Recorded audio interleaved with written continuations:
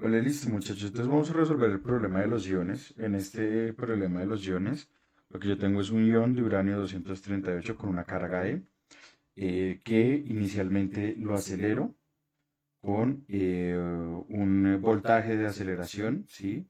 Y eso en el momento inicial y en el momento final, ¿sí? Lo que va a pasar es que ahora este ion de uranio, ¿sí? Va a estar,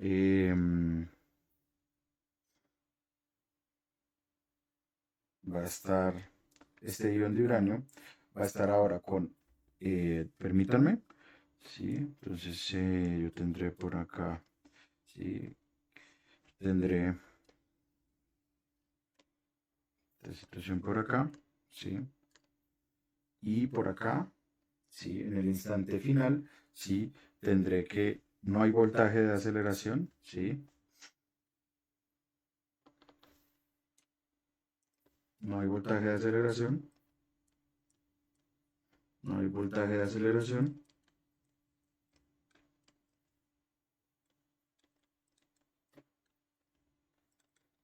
pero, pero, lo que sí va a pasar es que ahora el ion de uranio se va a mover con una velocidad, por ejemplo, en este sentido, ¿no? Entonces se va a mover con esta velocidad en este sentido.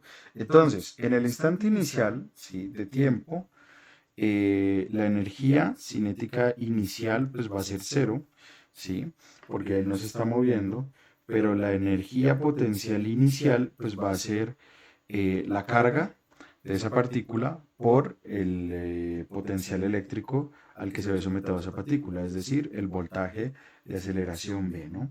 Mientras que la energía cinética inicial que va a ser, perdón, la cinética final va a ser un medio de la masa de esa partícula por la velocidad al cuadrado, mientras que la energía potencial final pues va a ser cero porque en este momento ya pagué el potencial, ¿no? Entonces, utilizando conservación de la energía, utilizando conservación de la energía,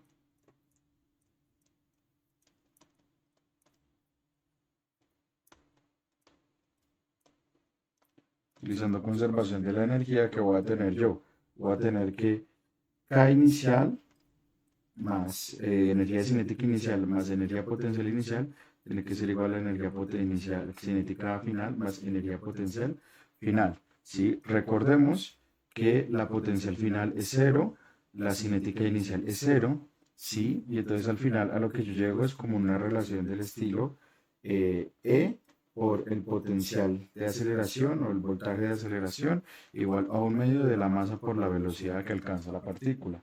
Es decir, la velocidad va a ser la raíz cuadrada de 2e por el potencial de aceleración sobre la masa, ¿sí? Y con eso ya resolveríamos el punto A, ¿no es cierto? Ahora tocaría ver el punto B, ¿no es cierto? En el punto B lo que me dicen es, ahora usted tiene exactamente esta misma situación, ¿sí? Y ahora usted tiene este ion de uranio que se mueve a una velocidad, que se mueve pero ahora a una velocidad, ¿sí?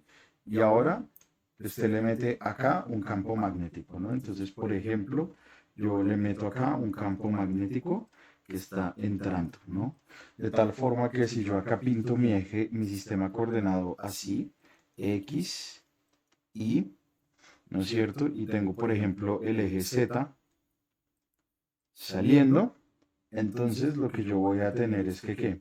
Que B va a ser igual a la norma del campo magnético. ¿En qué dirección? En la dirección de menos K, ¿no es cierto? Y no solamente eso, sino que la velocidad que va en este sentido, digamos, va horizontalmente hacia X positivos, pues va a ser de la forma B en la dirección de Y, ¿no es cierto? Entonces la fuerza, ¿sí? Entonces la fuerza sería,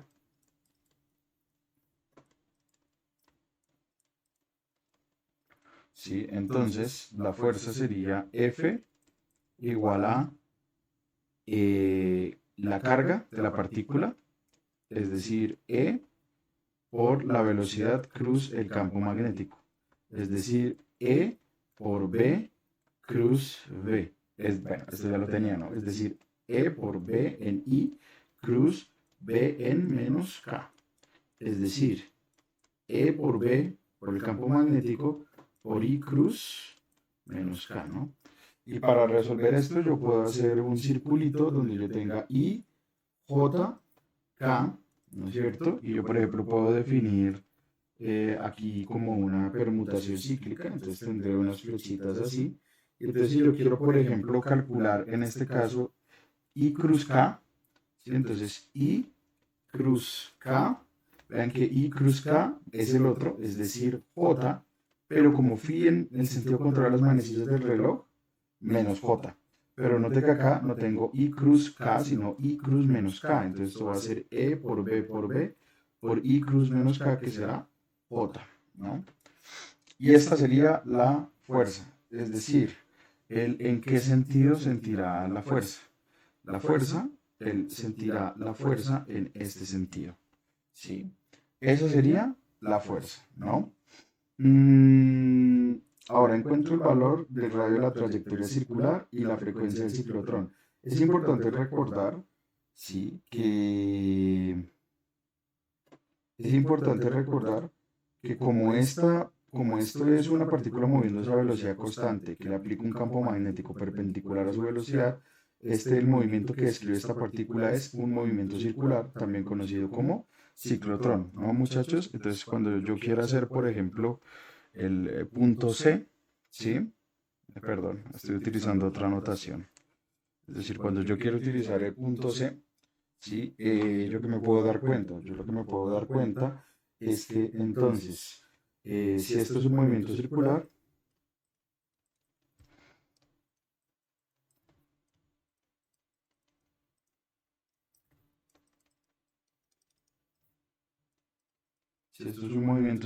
entonces la norma de la fuerza tendrá que ser igual a la masa por la aceleración centrípeta, ¿no es cierto? Es decir, la norma de la fuerza va a ser E por B, ¿no es cierto? Y esto tendrá que ser igual a la masa por la aceleración centrípeta. Esto es aceleración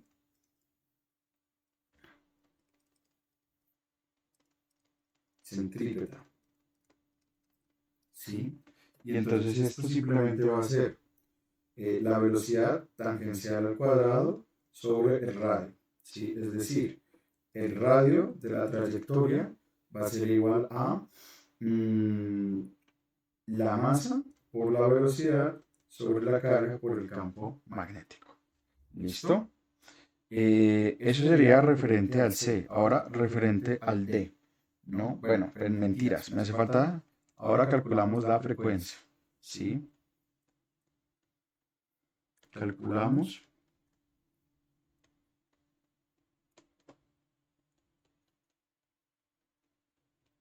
¿Sí? Calculamos la frecuencia. Y para calcular la frecuencia, yo lo que me debo de acordar es que la frecuencia de un movimiento circular va a ser la velocidad tangencial sobre el radio de la circunferencia, ¿no? Es decir, en este caso esto va a ser simplemente V sobre MV sobre EV, ¿sí? Es decir, esto de acá, pues simplemente va a ser EV sobre M, ¿sí? Y esta será la frecuencia, ¿sí? Finalmente, en el punto D, nos pide calcular el trabajo que ejerce la fuerza magnética sobre el ion cuando este traza una trayectoria circular, ¿no? Entonces, en este caso, ¿sí? Entonces, para el D, ¿sí? En un movimiento circular, el trabajo es de la forma,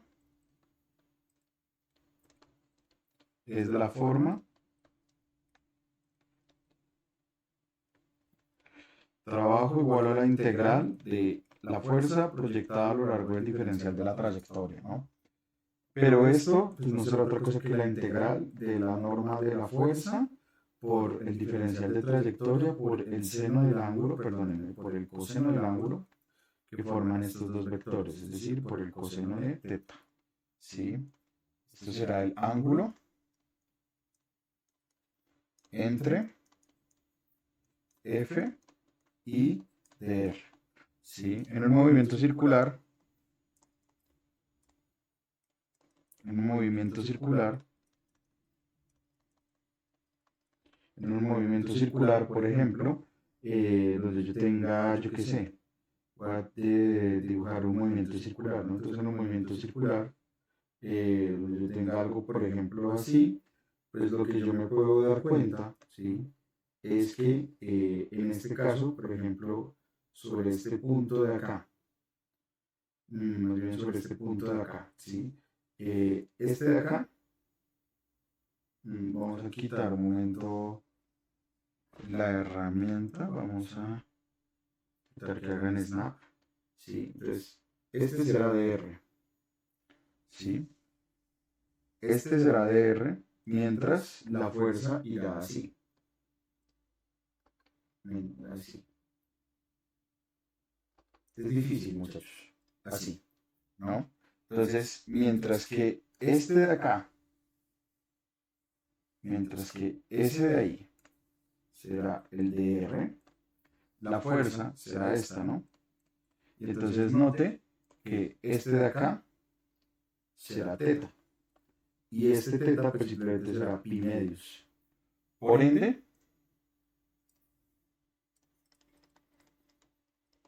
ende, el trabajo tiene que ser igual a C.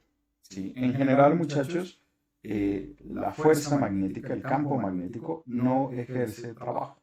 ¿Sí? Eso es clave. ¿Sí? El campo magnético no ejerce trabajo para mover cargas. ¿Sí? Y ese sería como el resumen del primer punto, bueno, o del punto de el ion. ¿Vale, muchachos?